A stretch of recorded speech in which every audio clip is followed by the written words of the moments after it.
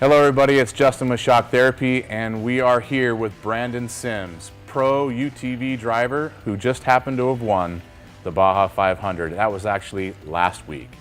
He has an impressive resume. I can't even add up how many of the wins, massive amount of podiums, probably 13 or 14 podiums I'm guessing, but some of the easy things that we could mention, Baja 1000, 500, I could go on the wins, and I'll even let him expand on that. But what we want to do is talk with Branden quite a bit about what it takes to become a race car driver, maybe a little bit about the race, and maybe he can even help you with some advice if you wanted to get into this. So Branden, thank you very much for coming in and meeting with us. I know that you're probably still tired from the race and haven't got much sleep after 14 hours in the car and then driving back. Right, exactly. But yeah. If you could put Baja 500 into 2 or 3 words, probably the most negative words you could think of without cussing, my guess. Exactly. What would you say and describe that to somebody who's never even been? To describe the Baja 500 in 3 words, I would say most grueling, definitely most grueling thing that I've ever had to put my mind through. One of the most painful things my body's actually endured as well. So grueling, painful, and third, I'm going to say expensive. I mean, there's no doubt about it. You know, Baja is expensive. You know, just getting to the race, there's a ton of money involved in prepping the car. There's a ton of money involved in going there and buying rooms and housing the guys and fuel and everything that goes with it. That's thousands and thousands of dollars. Even on a budget, I don't know anybody that can do it for less than $5,000 to $7,000. Right. And you know, if you're going to do it in any kind of meaningful way, it's certainly $7,000 to $15,000 is an easy number that can be done. Right. But I thought it was interesting what you said was grueling and painful. Yes. So grueling course, brutal, seen it. Everybody talks about how rough that stuff is. But what do you mean by painful? As far as being painful, I mean, the grueling part of it, it's a very long and enduring race. Halfway through the race at race mile, let's say 370, when I did the crossover, I came into that pit. I had a headache from, I don't know if it was from the dust that I was ingesting. I mean, at that point, my fresh air system was probably pretty full of dust. I couldn't feel a lot of fresh air coming in. We had just done the extreme heat through San Felipe, which I think it was like 96.7 degrees. The truck was reading 106 when they were down there pitting us. So it's hard to say. I looked at the weather before. I knew it was going to be hot. Once I think, you know, in San Felipe it was probably about upper 90s, but that loop, once you get out there around nothing towards Mexicali, I think we were close to 105 or so. And then in the in-car temperatures, I mean, we're wearing, you know, 3-layer suits. My cooling system is in front of me, so all the air that's blowing through that is also blowing into the cab. So once I got to that crossover, I had a headache. It could have been, you know, heat related, lack of food. I tried drinking as much water as I could. When you're racing, it's tough to reach down and try to take the time when you're trying to be competitive up top to grab the camelback lead and try to get it in your mouth. And also, when I did get it in my mouth, it was the water temperature of it was so hot that it actually was scalding my mouth. So it was excessively hot to drink. But I knew I had to drink it to stay hydrated. So once I got to that crossover, the first thing I was asking for was ibuprofen. My butt was sore. I've never experienced a soreness that way. As far as I had a left butt cheek that was literally so sore I couldn't sit on it. So I was trying to get comfortable. It's still sore today. I'm still trying to get over it. I think it got bruised extremely bad. We run hard shell seats, and there's not a lot of padding, but they're more safe than like a suspension style seat. So we use that style of a seat in the car, and I think my butt paid for that a little bit. So once I got that ibuprofen, I was able to overcome the pain at that point and continue on, and it made a huge difference in the way I could drive the car, and the rest of the race was a lot more enjoyable. I could tell it was starting to wear off again a few hours later, but it was enough to get me over the hump. So as far as painful, that was a lot of the pain that I was enduring throughout the race, was the headaches, the nausea. I actually had some nausea, and I don't get road sick or motion sickness very often, but when I was going through the crossover, between the dust, the sun was high. Once the sun started setting, it was in my eyes. I think all of that contributed to the feeling I was getting, the nausea with the headache. So that was a tough issue to overcome. But then on top of feeling all of those things, at the same time you're trying to drive as fast as you possibly can. You're probably getting time splits from your crew. Your navigator's telling you where you are in relationship to everybody else in the class. At that point, did you know how close you were to the matlocks and what your splits were with other people that were in the class? At that point, say halfway through the course or halfway through the race, I knew where I was at with both Kristen and Wayne, roughly. I mean, it was tough to pinpoint it, but roughly knew where I was at. I knew I started towards the back of my class. I knew Kristen started at the beginning of her class. She got ahead of me in San Felipe going through the whoops. I was battling a front diff issue at that point. And so I was running two-wheel drive through that area, and she was able to get on top of the whoops and stay in front of me. And her longer wheelbase chassis was really helping her through there. There's certain advantages I have in my two-seat car, and there's certain advantages the four-seat cars have on me, and definitely in the whoops is one of them. I could watch her car work, and it was working well through the whoops. So I backed it off a little bit to keep the car together. I knew Wayne was running a steady pace that he always does. He's fast. He knows what it takes to win. So once we got to the point where I got back ahead of Kristen, I knew she was going to pace me very well because I knew that she wanted the overall, and I knew what she knew exactly where she was starting behind me, and I knew that if she stayed in my dust, she was on corrected time ahead of me. So as far as with Wayne went, I know at my last pit stop we were 15 minutes behind him, and I told the last thing I told my crew is I'll see what I can do as far as getting back up there. And as we came into the finish line, I actually saw Wayne one corner before the finish line and told my co-driver at that point that was a great feeling, that I knew at that point, as long as we had no penalties, that we were first in class. And I had a feeling Kristen was still back there, and as we pulled up to the finish line, about a minute later, I'd say she pulled up. So at that point, I knew where we were. I knew that we'd got the overall, or not the overall, but the win in our class, and that Kristen was most likely, as long as she didn't have penalties, going to have the win of the overall. And us three, I think we broke away from the rest of the classes, and I think we had about a 2-hour lead over third and fourth places. So respectively, what I was told, that we broke away from the rest and had just a flawless race. Do you think that not getting out of the car was probably the biggest factor of making it competitive amongst the three? Was that the split, do you think, between the rest? Yeah, and just like when I was talking to you, you had actually texted me on the way down. When I was on my way down and you were just finishing, and you were telling me how brutal the course was and that a steady conservative pace was going to win the race. And I told you, so basically a not getting out of the car kind of race is going to win this. And lo and behold, we didn't get out of the car once. Unfortunately, I'd love to get out of the car and stand for a minute, but this is there's not very often that we don't get out of the car for something, but 14 hours and 30 minutes, we did not get out of the car once. So as good of a feeling as that is, knowing that all your equipment worked correctly, the pits went well, that's what it took to win the race, was not getting out of the car. You can't argue with a flawless race unless everybody else has flawless races. And the people who did, it looks like you put the amount of time on them that you needed to. And Kristen ran in a hell of a race as well, clearly with the finishing order. How long did it take you to realize from when you finished to when they actually gave you somewhat of a final results? You know you don't have penalties, you know roughly where you stand. Was that 30 minutes, an hour, or did you know right away? I didn't know. When I got to the finish line, they were telling Wayne he had won the class, the overall, everything, and because he was the first one to the finish line. He was sitting there telling him, no, as it sits right now, Branden got first in the class, and it's looking like my wife Kristen has got the overall.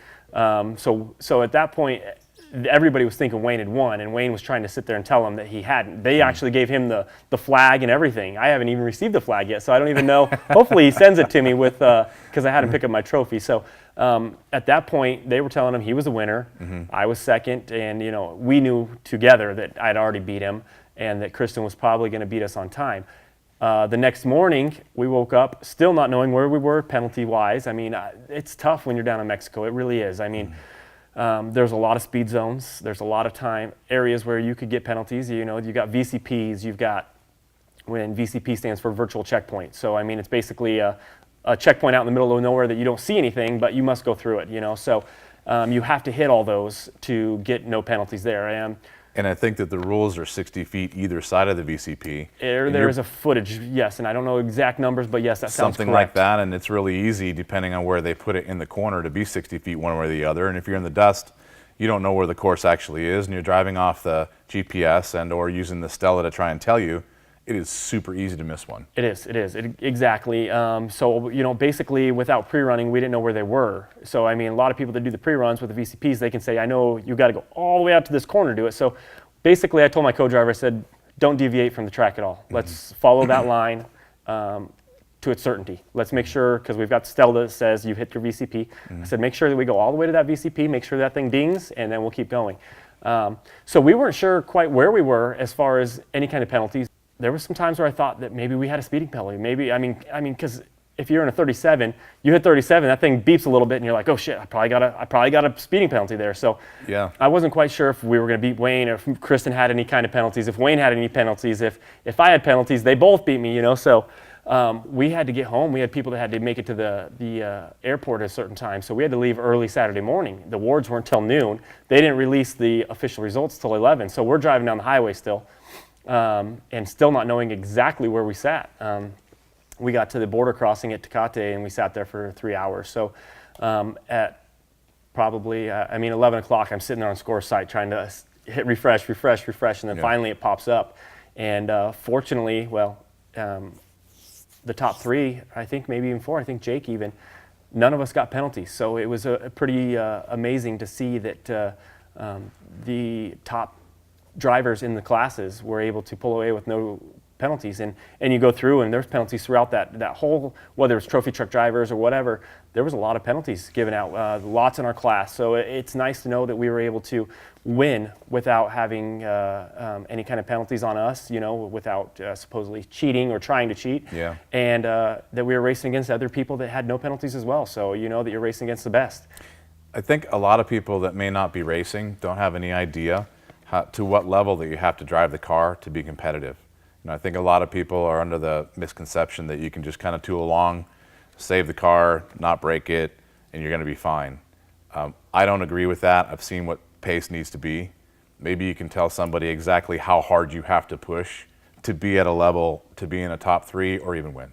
Well, you know, 4 years ago, 2014 is when I started racing professionally, as far as Best in Desert, Score. Mm-hmm. That was my first years racing professionally, UTVs. Mm-hmm. At that point, there wasn't a ton of competition. You had the names out there. You had Jagged X, you had Murray's, you had some big names out there, but I think it was more of a battle of attrition at that point, and who had the most parts to fix their machines. And, you know, Jagged X, Murray's, they all were factory back. They could fix their cars. They won a lot. Mm-hmm. The pace was pretty good. You know, the pace, you could get a flat tire back then, change your tire, and still win the race. You could you could blow a belt.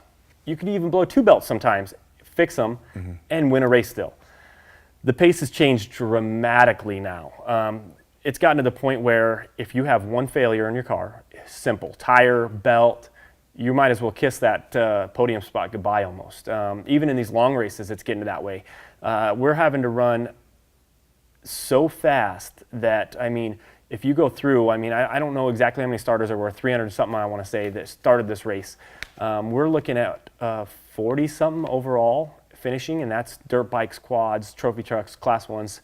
And you start calculating the times, and you're looking, we're behind the class 10s. We're running, you know, where you could actually be a top 5 finisher in the class 10s. I think only 10% on average slower pace than 10. Wow. If you take the last Score races last year and average them out.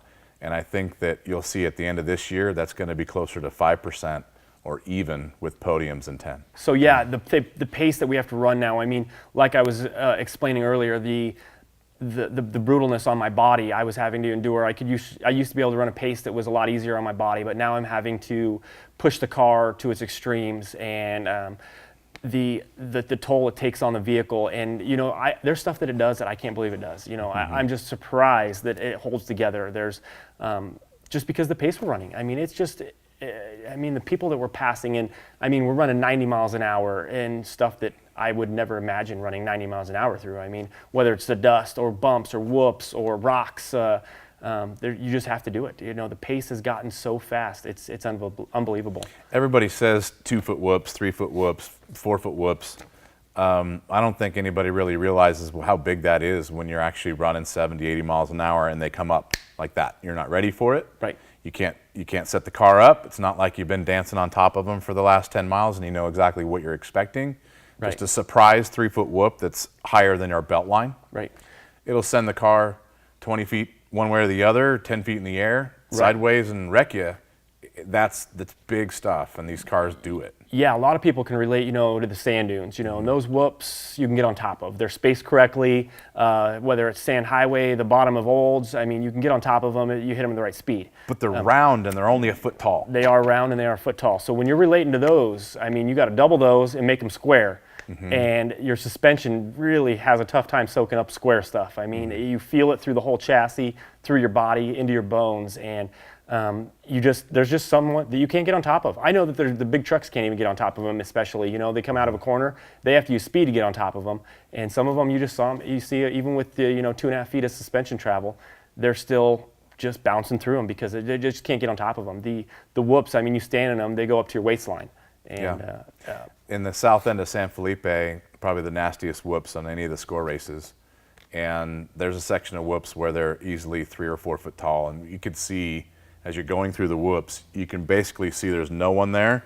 Then all of a sudden there's a car there. Exactly. Because the whole car was missing in the bottom of the whoop as you timed it through. Yeah.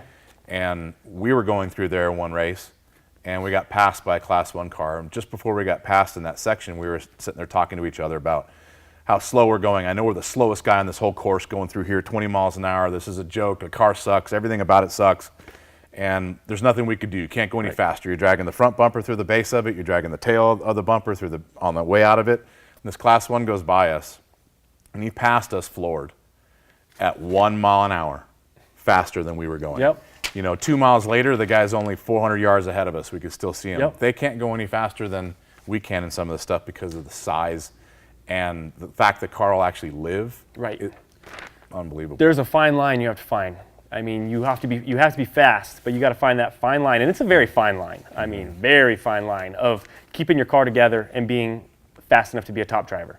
Yeah, and that balance is probably the difference between guys that are out of the race in the first 10 miles floored. Yes.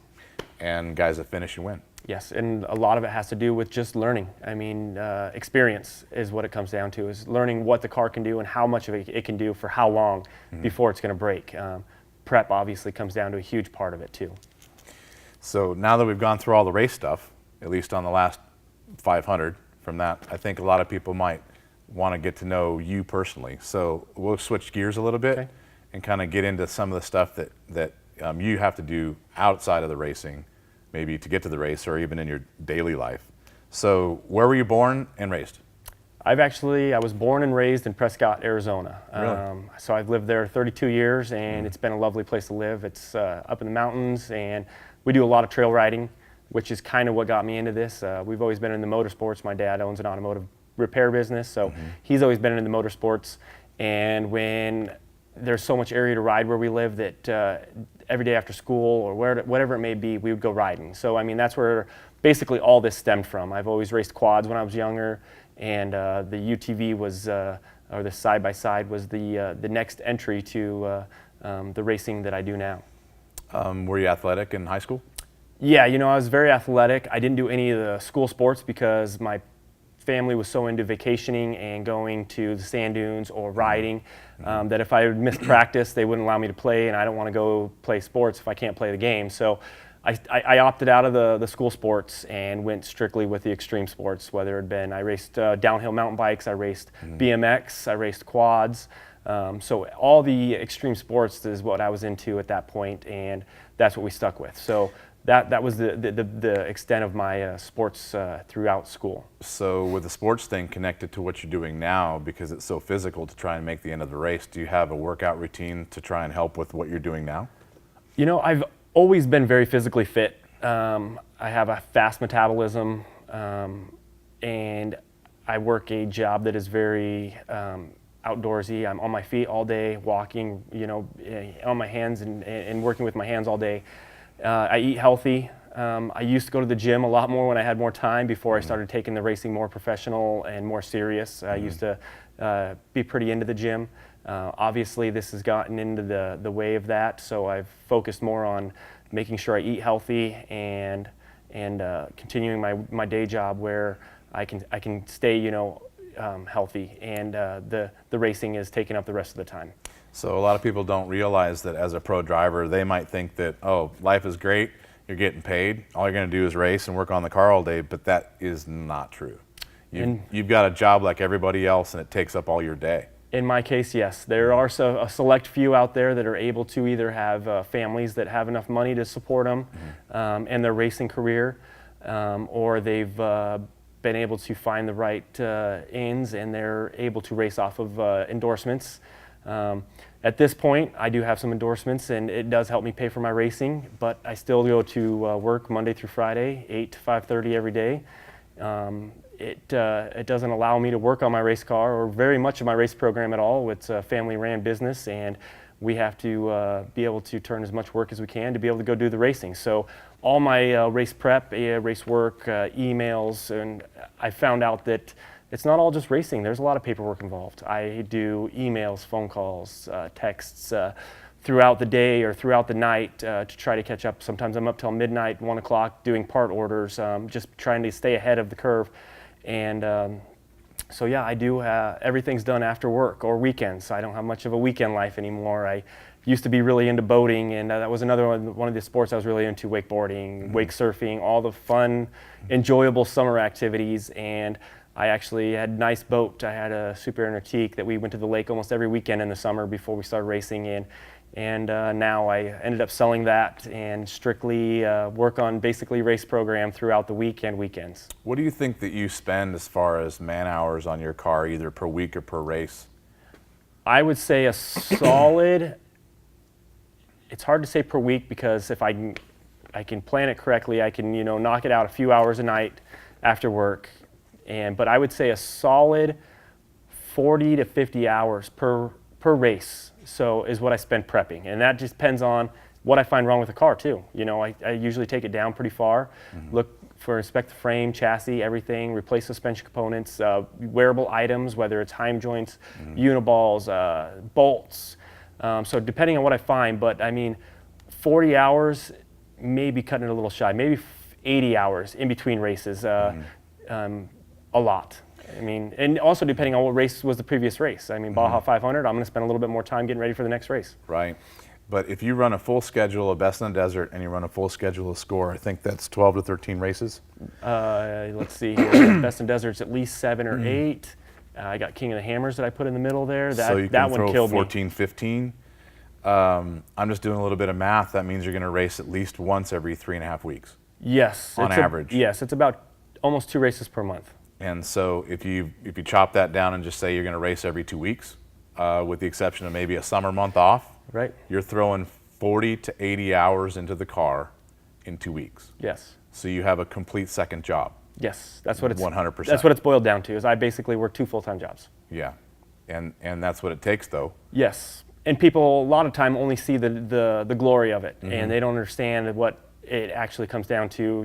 The nights that I don't get to hang out with my girlfriend or my friends, and the ones that don't race, they call up, they want to go to dinner, and racing is first obligation right now.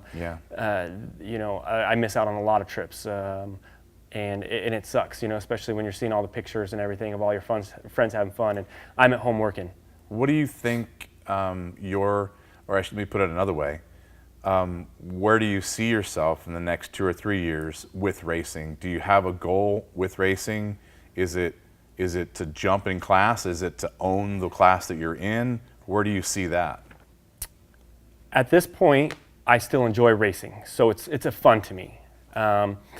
There's a few races that I haven't won that are on my list of 2 wins. So that's kind of mental goals that I have that I would like to. Which races are on that list? The first one I think would be King of the Hammers. I've entered it. I think I've been a part of it probably 6 times, and I've got 3 second places there. It's one of the most brutal races. It's one of the shortest races, but it takes about the most time. We do about 125 miles, and it takes us 7-8 hours. So that right there tells you the pace isn't very fast. I know a lot of the big names are there, and that's one of the races that I have left that I really want to win. So that one's really been biting me. Vegas to Reno is also on the list of 2 wins. It's the longest race in the United States. It's kind of been my the one race that's really haunted me. That was my first DNF that I've ever had, was at Vegas to Reno. A couple years later, I actually was in a boating accident the week before Vegas to Reno, and I got burned really bad for my second time in my life. And I actually asked my dad to be a part of the race for that one. I asked him to drive my car for me. I had some nice offers. Wayne Matlock actually called me and asked me if he'd like me to drive the car for him or for me. And I said, at this point, my dad's been a big part of my program. He's my main guy, crew chief, drives my truck. He's at every race with me. And at this point, I was hoping I was offering him a cool, something once in a lifetime kind of opportunity. So you handed him a painful race. I did. So I sent him out, and him and my buddies, and sent him up to Vegas, to go do Vegas to Reno, and he was partaked in it and finished better than I've ever finished. I think he got 6th in class, which I was battling for a points championship that year. That was 2016. And I said, Dad, all you got to do is run a good, safe pace, and you'll be surprised how many people you're going to pass on the side of the course. I think you won the championship that year. I did win the championship that year. So with his help, racing that race, he got me a good finish.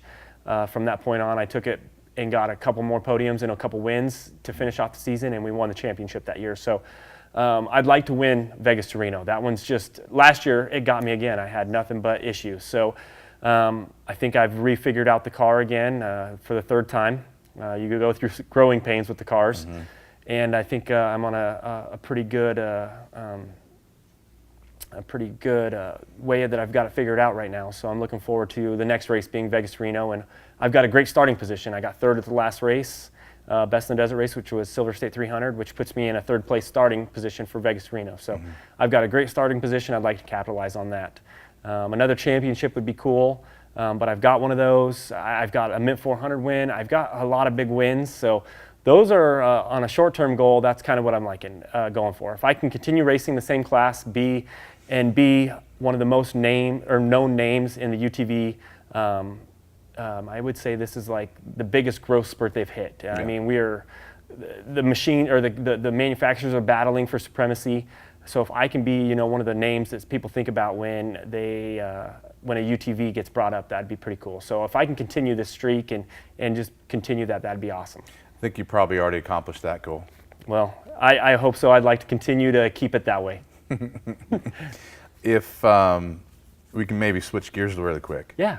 So what we've got is kind of a lightning round. All these questions are going to be yes or no, or they're going to be in the question. It's bam, bam, bam. Okay. And don't even think about it. Okay. Just answer it. All right? Okay. First one, Coke or Pepsi? Pepsi. Blondes or brunettes? Blondes. How about Ford or Chevy? Ford. How about beer or liquor? Liquor. Cats or dogs? Dogs. Old school or new school? Which are you? New school for sure. Yeah. Facebook or Instagram? Instagram. Impulsive or logical? Impulsive. Boxers or briefs? Boxers. And Jordan or LeBron? Jordan. Badass, you can stay. You don't get the hat, because if it was LeBron, you're getting the hat. Yep, no LeBron here. What do you think, actually, Brandon, what do you think that your biggest accomplishment is so far with relation to just racing? Not personal, not life, but in the racing end of things only. My biggest accomplishment in racing, I would say being a part of a Baja 1000 team win, because everybody that is involved in any kind of off-road knows what the Baja 1000 is. I can tell them any other race and they may shrug their shoulders, but if you tell them the Baja 1000, they seem to know exactly what you're talking about. A woman that's off the street, they've heard of it. They know what it is. So to be a part of that and to be a part of it twice, a win, is remarkable. Lots of people try 40, 50 years to finish a Baja 1000 or a podium or whatever it may be and may never get it. But it's the being a part of it, that they go down to be a part of it, and say that they've done, or that they've tried to win or finish a Baja 1000. I've raced it 3 times and I've won it twice, so that's a big accomplishment. So I would say being a part of a team that has been a winning team at the Baja 1000 is probably the highlight in any of my career. What do you think that you spent on that race budget? Well, we could break it down. Race-winning Baja 1000, what did you think you spent? You could break it down by the entry fee being almost $4,000 for the entry fee. When I tell people that I spent $4,000 to enter a race, that's a lot of money. When you sit down and think about it, how much $4,000 will get you, where you could go for $4,000 on a trip, a vacation for a week, So to start, $4,000 for an entry fee, fuel, lodging, food. Fortunately, a lot of my team, they understand that it's an expensive part, and they will pitch in for their food, or I'm not going to pay for their liquor and stuff. They come down and help. So I try to take care of them as much as I can, but they're all pretty good about it and they understand. A solid number is a good $15,000. I mean, and that's on the budget. I mean, that's on the budget side of it. I might say that that's tight. It is very tight. We don't have a lot of extra at the end to be extravagant. There's teams that spend maybe $10,000 on lodging because they go extravagant. We don't stay at the nicest places. We go down there for one purpose, and that is to race.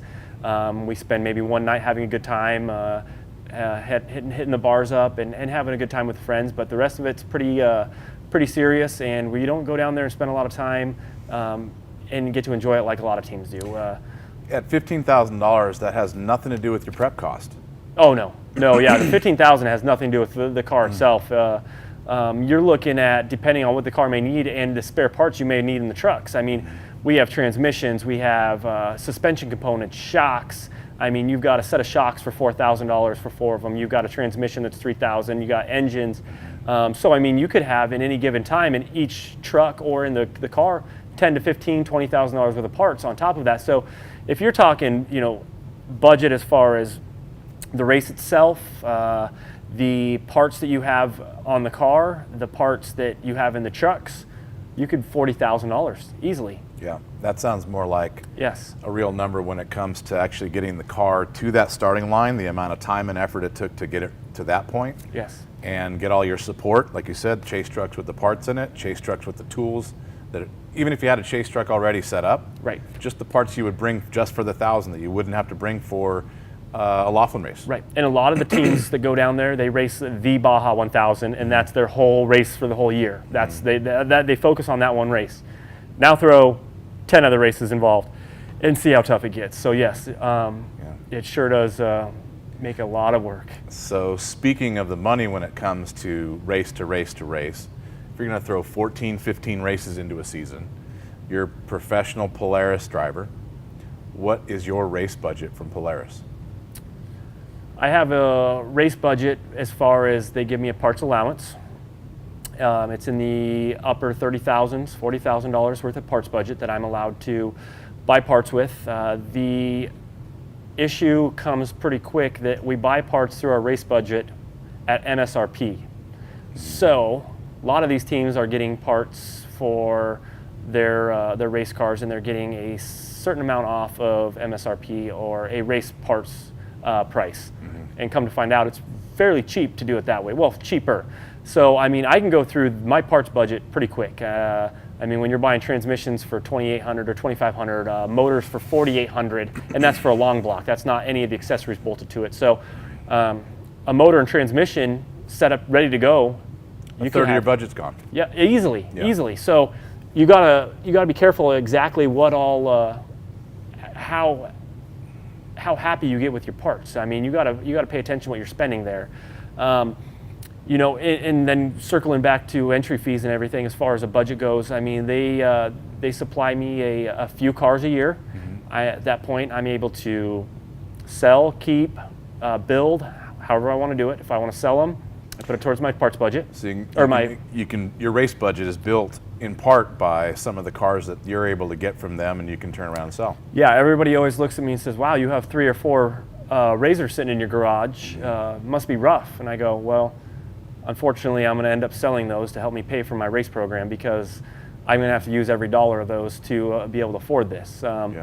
It has allowed me to afford stuff that I've never been able to before in my life, or would be able to, which has been pretty cool. I mean, there's some money that I do make, and I'm able to not have to put that towards my race program, and purchase a house. I don't have an extravagant house by any means. I've built a shop. It's gotten so bad that my race program's gotten so bad that I built a really nice shop at my house because my race program was taking up too much of our personal or our business shop. And my dad was saying that I was interfering with the amount of vehicles that we could use the money, because I was taking up usually a rack and a bay in our 4-bay shop. And that could be, $1,000 a day that I'm taking up.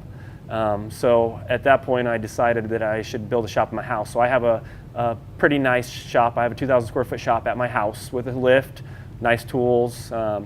And so that's allowed me, my race money has allowed me to do that, but I'm putting it back into my race program. I bought a newer chase truck, and that was help with money from my race program, but putting it back into my race program. So it has allowed me to purchase some nice items, but most of it goes back into my race program. But yes, most of the budget that I get, or endorsement money that I get from whether it be the tire companies or the Polaris, goes back into my race program. I think a lot of people are under the notion that it's just free money, it's easy, everyone's getting big checks. How else could you do what you do? But the reality is that you're busting as much ass as everybody else is, if not more, because how many people have 2 full-time jobs, never are home on the weekends, don't get much sleep when they're off on the weekend, come back and do it again 14 times a year or more. Right. And it's not easy, it's not that glamorous. Most people don't win. With all of that negative on top of what people think is such an easy thing to do, what would you say to someone who's 22, just got a side-by-side? He's like, I'm gonna go racing because I know I'm the fastest among my friends. Right. What would you say is the process that they would have to go through? How would they even start? Well, I have this is a popular question on how do I get to where you're at in racing? I get it all the time, whether it's on Messenger, Facebook, Instagram. People reach out to me and ask me because they've seen, I'm known as one of the, even Jake, we're known as some, a couple guys that have came from really nothing, not a ton of money, and had to work our way to where we're at now. It's not like we just knew somebody in the game and that got us where we're at, and that happens a lot. A lot of times it's all in who you know. To be honest, when 2014 came around, I had an XP900. In 2013, I had an XP900, and I was racing a organization in Southern California called the Pierce Side-by-Side Series. We were doing really well there. I knew I was competitive. I knew I was fast. I didn't know what it was going to take to go to the next level. I couldn't afford to go to the next level. XP1000 came out that year, was debuted that year. 2004 as a 2014 XP1000. I talked to all the dealers around. I was friends with some dealers that were at the dealer show going, man, this XP1000 sweet. I'm going, I have long travel on my XP900. I have this, I have exhaust. Is my car going to be competitive against this thing? And they're going, no. I go, oh man, this is bad. Let's see here. My local dealership, Star Island Motorsports, got a 2014 XP1000 in, and I said, what is it going to take for me to get this? They helped me out. They gave me a good price on it, and I went and financed my very first race car. I financed whatever was $20,000, and I could barely make the payments at that point. I was just winging it at that point. I still just working a normal day job, not making tons of money, renting a house. I didn't own a house. And one thing I had going for me was my dad had a shop. I could build, I could fabricate, I could do quite a bit of the work myself. I bought that XP1000 the night before Christmas. I had that thing to the frame Christmas Eve. I missed Christmas. I was so excited. The first Best in the Desert race was January. There was no way I could have it ready for that. So my first race, and what I did is I put away about $10,000 in my savings account. And I was making payments on a truck. How old were you? Let's see here. This would have been, I was about 20. Mid-20s? Yep, mid-20s. I didn't really have anything. I didn't own anything. Everything I owed on. I told myself I had $10,000 to play with. I was going to race Best in the Desert. And I wanted to go see how it stacked up against the best of the best, because at that point, Best in the Desert was the best guys, the best teams. I gave it a shot. I just went out to see what I could do, and if I couldn't continue, no hard feelings. I did it. So I built my car, and I got it done right before King of the Hammers. That was going to be my first race, feeling really professional.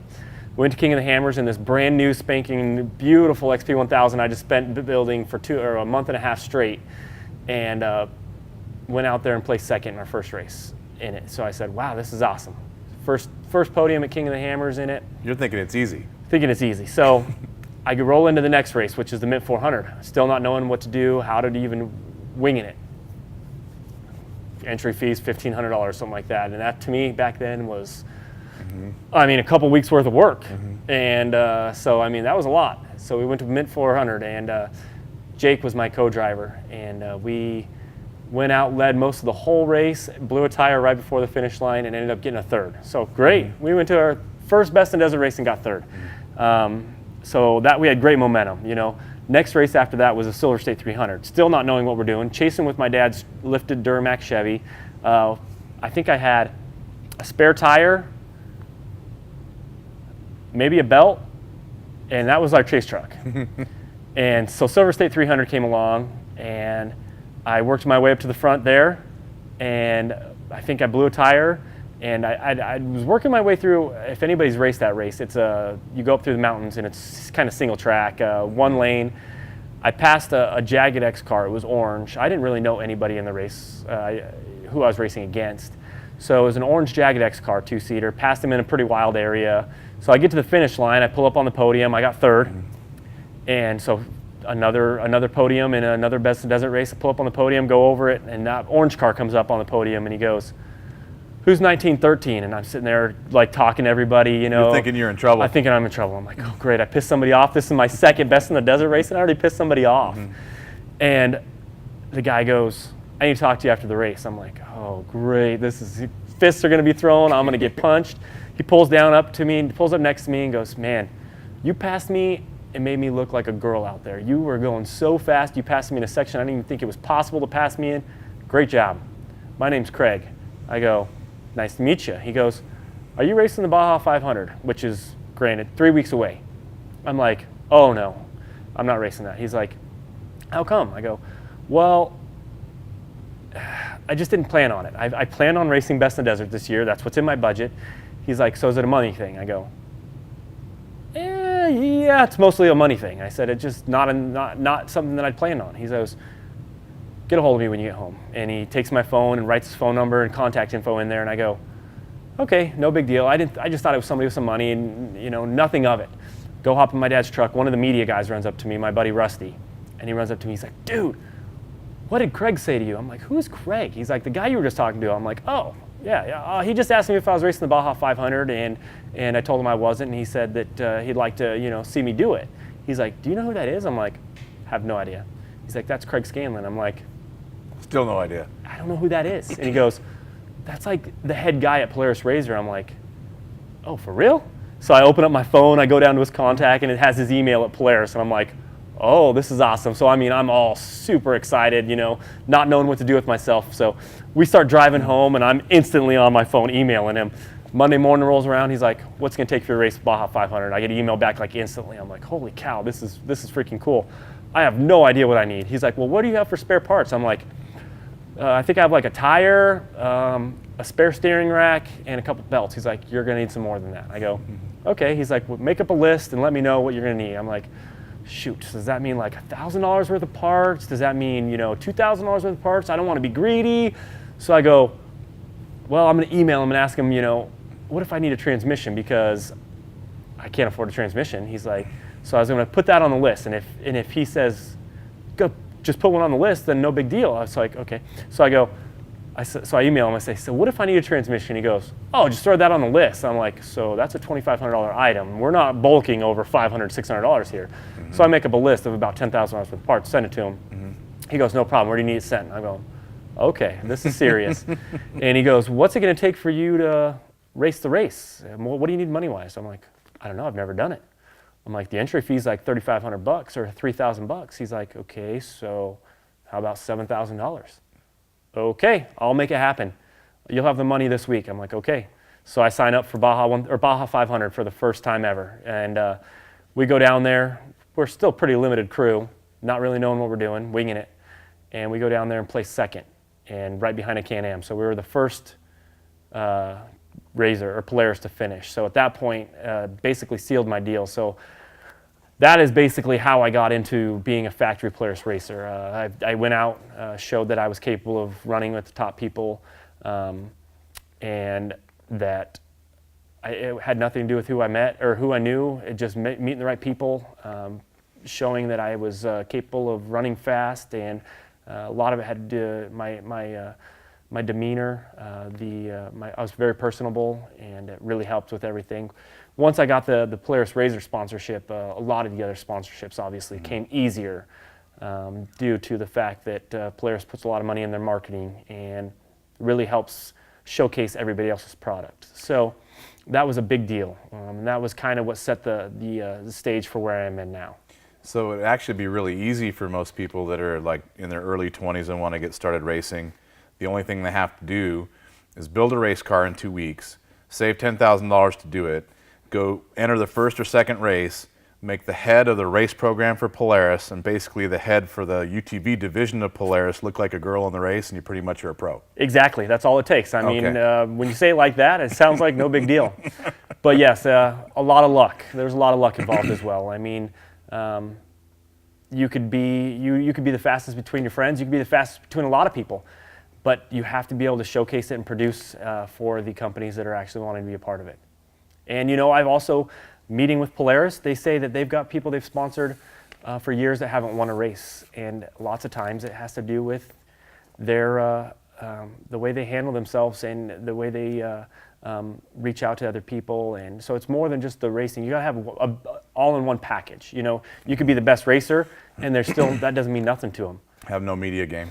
They want to be able. They want a perfect package. You know, somebody that's good with kids, or you know, that's going to spend the extra 10 minutes and talk to this person, even though that they don't know anybody's watching. Yeah. Not do it because somebody's watching, but just do it because you know this kid's asking you some questions, and they may see it, and stuff like that. You know, there's more than just winning races that completes the package. Who's somebody that you idolize? As growing up, especially going to sand dunes, it's always, you know, Robbie Gordon's always been an idol. You know, I've met him a handful of times, whether it's at races at the sand dunes. We've been going to sand dunes for years, and he's always been the one that's hitting the big jumps, and so he's definitely been one of the main idols. And you know, always my dad. You know, ever since he grew up with nothing and has been able to help me get to where I am, and he's always been a huge part of my program. So, in reality, my dad is probably my biggest idol and hero. Who would you say your biggest competition right now is? And I know that some people, your competition might be different in score versus best in the desert, but who would you say the top two are? You've got a solid bet, Lambert. He's always a solid bet. He's got his car. When his car is figured out, he's always fast. And Carver, he's always. I've ridden with him, raced against him. We grew up together, and I know how we've gotten so fast because we used to race when we bought Rhinos. That was our first side-by-sides, were Rhinos.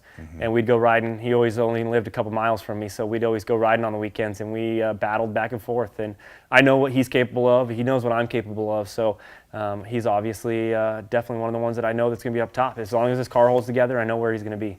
Where would you like to see Polaris go as a professional Polaris driver with their UTVs in the industry? Because their industry car that everybody else is going to buy is going to be what you have to build a race car from. And if it has more power, that's good for you. If it does anything else better than anybody else, it's good for you. So what do you think would help you the most if they went that direction? Well, obviously, if all the manufacturers want to claim the most power, unfortunately, the most power doesn't get you to point A to point B the quickest always. The suspension game, I think, is one of the top influences on these cars. I mean, we use these off-road. They're not on-road cars. They're their main purpose is off-road. So we want to be able to go through the off-road as quick as possible. So you could have all the power in the world, but if you don't have the suspension to complete it, you're not going to be the quickest. So if we could have a well-rounded suspension package, which we already have right now, but if we could, even improve more on that, I think that would be ideal. The biggest issue we're going to run into, which I know everybody wants, is to get rid of the belts. The belts are what the average consumer can drive. They like automatics. That's the way the life is. I myself like automatics. All my daily drivers are automatics. I've got a sports car that's an automatic. The manual transmission, I would say with the millennials and the new generation, 7 out of 10 can't drive a manual transmission. So that really does eliminate a lot of people that may produce or want to buy these. Guys that want to get them for their wives and their kids and drive around their kids, they don't want a manual transmission. So if we could find a more effective way to get rid of the belt, but not necessarily go to a manual transmission, if we go to an automatic with paddle shifter, something like that, I think that would be a pretty cool transition. The only other problem with that is adds price. People are already complaining about the cost. Much more expensive trans. And what a lot of people don't understand too is that clutch and manual trans is really hard on parts. Yes. Big ring and pinions, big axle, big CV, hubs, things like that all have to be part of that package to go that route. And with a belt, it's basically a big sponge shock absorber in the system, and parts will last longer with that. Right. Negative belt brakes. So what you're saying is it's going to be a really expensive jump. Yes, so exactly. So I mean, I read a lot of the forums, I read a lot of what people say, and everybody wants to get rid of the belts, but nobody wants to pay for it. They're already complaining about where the price point is right now. So basically, if we could keep the price point where it's at and come up with even a more effective way to deliver the power to the transmission, that would be pretty cool. The other thing is I mean, if you can take care of the belts and dial them in correctly, I did the whole 550 miles on one belt. So I mean, they are capable of going the distance as long as you drive it sensibly and know how to manage them. Since suspension is basically the king of how a car is going to live, how it's going to last, the speed at which you can drive it, the pace you can keep, and then second to that, or maybe even first to that, would be keeping a belt in the car or keeping anything else from breaking. Right. How much time have you spent on making yours perfect from a suspension standpoint? As far as suspension goes, I've worked with Lone Star Racing for the added width and what they consider their mid-travel suspension. They've worked with me for a long time now, and it's allowed me to run a package that's been fairly competitive, and it's worked very well. Not very many failures. And I've always had a good relationship with Fox. Fox has been always the one to take care of my shocks, and that's actually what connects the suspension to the frame. So I mean, that's what's absorbing everything. So I mean, that package right there is super important to my race program. I've spent a lot of time with Fox as far as getting the spring rates, the valving, all the stuff inside the shock to be as good as possible. To make this car hold together, because if it's too rigid, it's going to start breaking your frame apart or other parts apart. If it's too soft, you're going to be bottoming out, tearing up the bottom of the car. So you got to find that happy medium, and it may not work always in one condition the best, but if you can find that that happy medium where it works great here and works great there, rather than perfect here but not perfect there. Right. So I mean, dialing in that suspension has been awesome. I've spent a lot of time, whether it be out in the desert, working on ourselves, phone calls with Fox. I've also set up appointments and met up with them, and I think that's a super important part of these race rigs. Even the shock therapy that you guys do. I know that you guys have done so much with them that if you look at a car and have the weights, you can get it really close, and then you fine tune it from there. Now on your car, you're running one of our billet race racks on it. How has working with us been throughout the process? Well, I reached out to you guys for the rack because I've got a lot of miles logged under my butt, and I put my car on its roof once, and that was last year. At the end of the year, it was the very last race of the year, and the steering was getting a little sloppy, and I told myself, after this race, I'm going to get a hold of Justin at Shock Therapy, and I'm going to order one of his billet race racks. They're fairly new at that point. I mean, they'd been out. I'd seen them for a couple months. Not a lot of people were running them. So I get about 20 miles into that race, and my steering rack breaks, and everything just gets wild at that point. I mean, it directly aimed me for a wall. I went up in the air and landed on my roof. And it's the first time I've been on my roof in a race car. So at that point, I was like, I got to do something. I can't risk, putting my car on its roof again. So once I got a hold of you guys and got that billet rack in there, you guys, I mean, it was in stock. I had it next day. The installation was a breeze. Everything about it has been phenomenal. I'm very anal when it comes to my car handling characteristics. One of the things that we do at our shop is alignments. So before every race, I do an alignment on my race car. It's a way for me to find out if things have moved, bent, changed, stuff like that. Well, when I was running the stock rack, I was having issues every race with the toe being changed from, I'd start the race and everything would be nice and tight. By the end of the race, even of a 200-mile race, I'd have inner tie rod end play extremely bad, which changes the whole handling characteristics of my car. It was grabbing ruts, just kind of going wherever it wanted. I would say I've got a solid 1,500 miles on this race rack now, and I put it on my alignment rack right before Baja 500, and once again, I did not have to mess with the toe because all the components are so tight. They use quality, or the best quality Heim joints in all the products, so it doesn't allow them to wear out as quickly. They are wearable items, so they do need to be replaced, but the amount of the precision I get in my steering now, I'm not fighting the car as much. I'm not as fatigued at the end of the race from the steering wheel getting yanked out of my hand.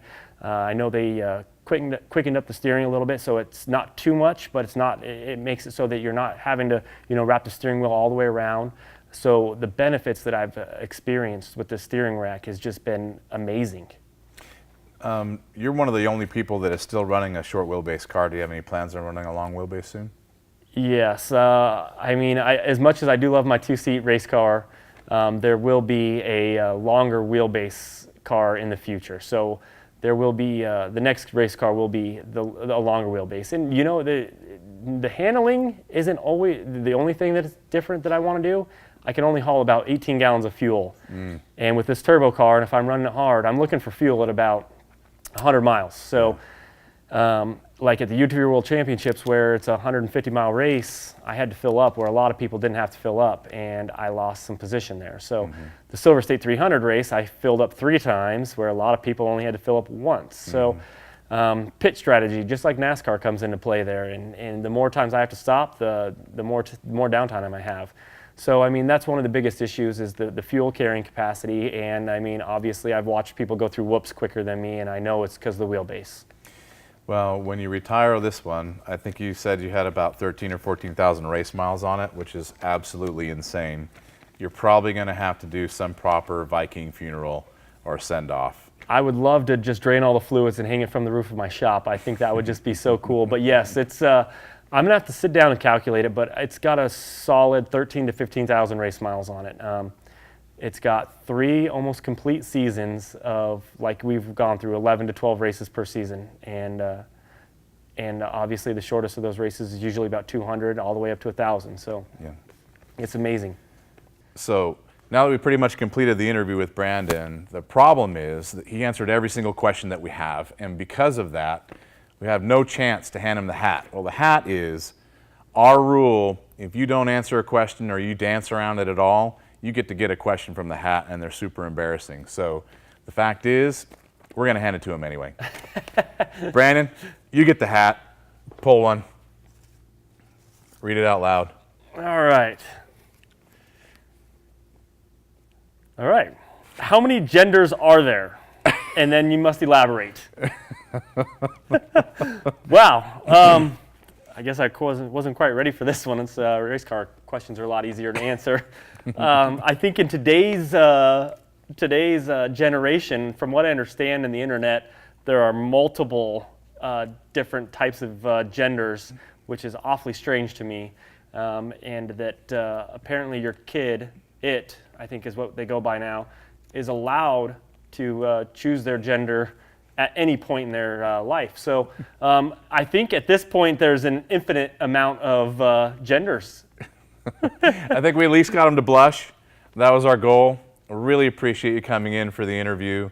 You're a killer sport, and thank you very much for that. Thank you, Justin. I appreciate it. And everybody that was watching this, thank you very much for taking the time to do that. Hopefully you learned a lot about Branden and how much work goes into this race program that he has and the type of person that he is. If anybody wants to follow Branden for any of his media, Branden, what media do you have? I keep up to date with Instagram. Branden Sims 913 is my Instagram. I've also got 2 Facebook pages. I got a personal and athlete page, both Branden Sims. I try to keep them updated. It's the easiest form of communication for me, just because I'm able to reach so many people at one time rather than trying to reach individuals. I try to get back to as many messages, direct messages as possible. There's also my email on the Instagram as well. So if there's any kind of questions that anybody has, I'd be happy to try my best to get to them and answer them for them and help them in any way. I try to pride myself in that, as helping people get to where I've gotten, or if simple questions, whether it's a mechanical question or a tech question, I try my best to help them out. Well, hopefully everybody cuts him a little bit of slack, because if you're asking him a question during the day, he may only be able to answer you at 1 o'clock at night when he's done prepping the car. So be nice.